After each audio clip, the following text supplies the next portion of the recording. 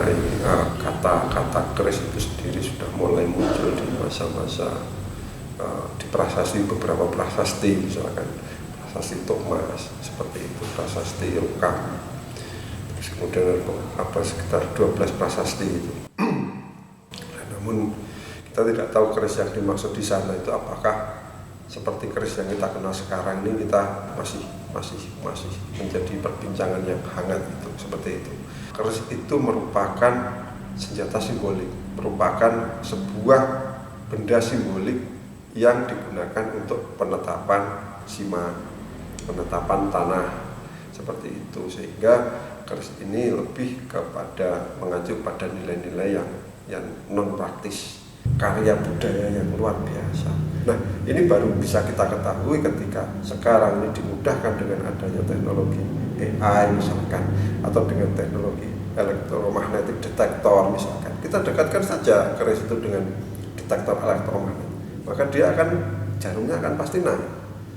Artinya dia menimbulkan memang medan elektromagnetik, seperti itulah penjelasan yang secara ilmiah itu dan saintifik itu kita harus selalu gali. Di situ itu menjadi hal yang penting. Kalau kita menganggapnya dia keris itu sebagai benda mistis, tentu saja orang itu pengetahuannya setengah.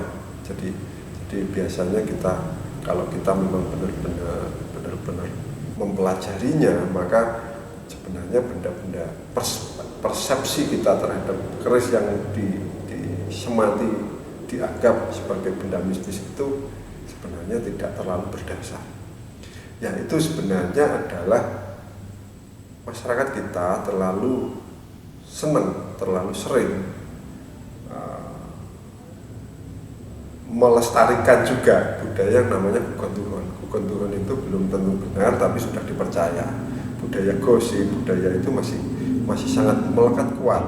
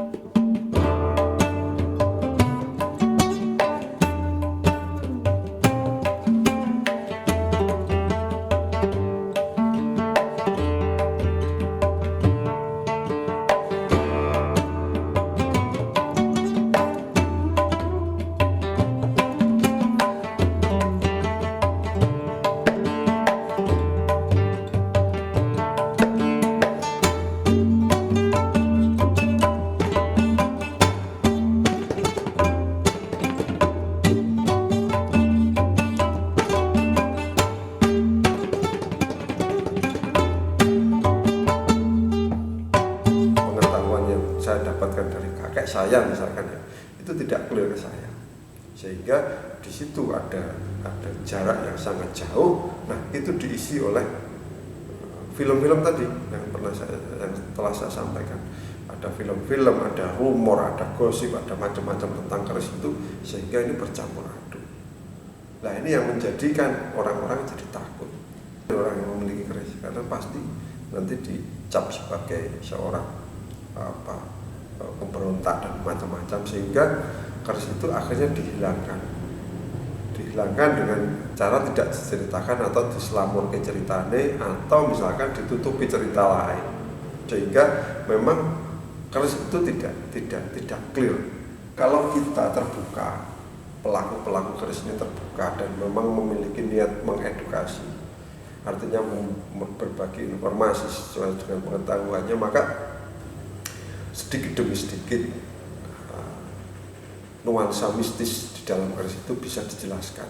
Dan kemudian jangan lupa bahwa ajaran keris yang terbaru ini sangat lekat dengan tasawuf Islam, sehingga di situ nilai-nilai tasawuf itu sangat dimunculkan untuk menyebut misalkan perwujudan gonjo, perwujudan sogoan, perwujudan kembang kacang, itu selalu dikaitkan dengan unsur-unsur keilahian, apalagi pamor, misalkan pamor akadiyat, kata-kata itu kan, terus kemudian ada besi insan kamil segala macam, itu kan itu sangat dekat sekali dengan khasanah pemikiran tasawuf Islam.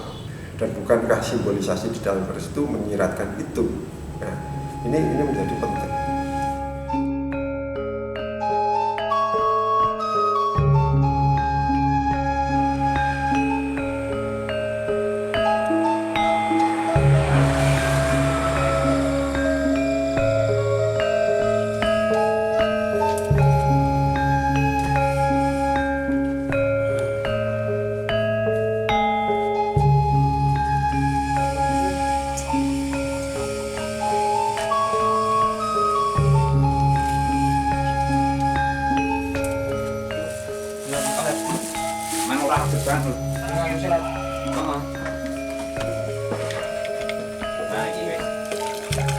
Keris itu sebuah warisan leluhur kita, dan rasa cinta saya dengan warisan leluhur itulah yang membuat saya tertarik terjun dalam pembuatan sebuah keris.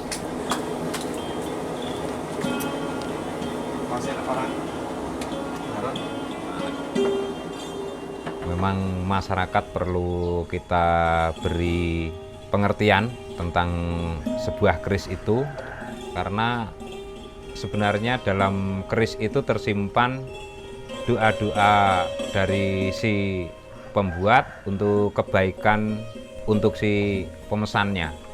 Jadi kalau keris itu menyimpan energi, bukan kodam, energi yang dihasilkan dari proses tempa lipat itu.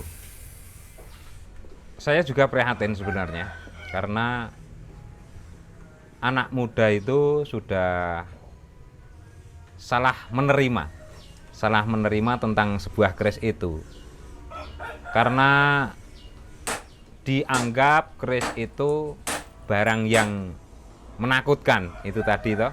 Nah, itu yang mempengaruhi anak-anak muda sekarang tidak seneng dengan keris. Karena apa? Karena udah tertanam rasa ketakutan tentang cerita keris itu sendiri. Padahal kalau kita bisa sharing, sebenarnya keris itu sama sekali tidak ada unsur kodamnya. Karena apa? Memang itu dari seni tempa lipat. Insya Allah tidak ada hal-hal yang perlu ditakutkan, kan gitu.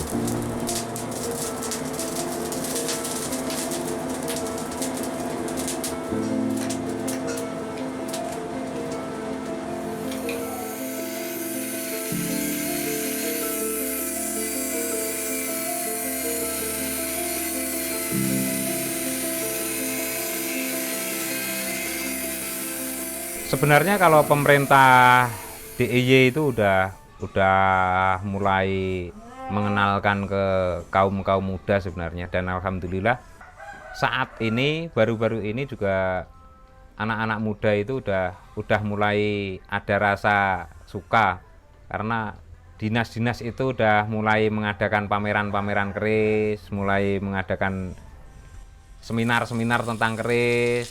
Itu membuat anak-anak muda, khususnya mahasiswa yang suka seni, cinta seni, dia mulai tertarik dengan keris itu sendiri. Dan alhamdulillah orang yang pesan sama saya juga banyak dari kaum muda juga yang belum tahu tentang keris tapi kepengen punya keris. Dari rasa sukanya itu sendiri membawa dia untuk timbul keinginan untuk memiliki keris. Budaya kita itu jangan sampai kita itu nggak suka sama budaya kita sendiri, kan gitu. Padahal orang-orang luar negeri pun justru malah dia itu kagum dengan budaya kita. Kenapa kita tidak suka dengan budaya kita yang adiluhung, yang diwariskan kepada kita, budaya-budaya leluhur itu. Salah satu contoh keris itu. Dan itu seni tempa lipat yang sangat tinggi dalam keilmuan pandai besi. Harapan saya keris di masa yang akan datang mudah-mudahan semakin dicintai oleh masyarakat Indonesia dan digemari oleh dunia.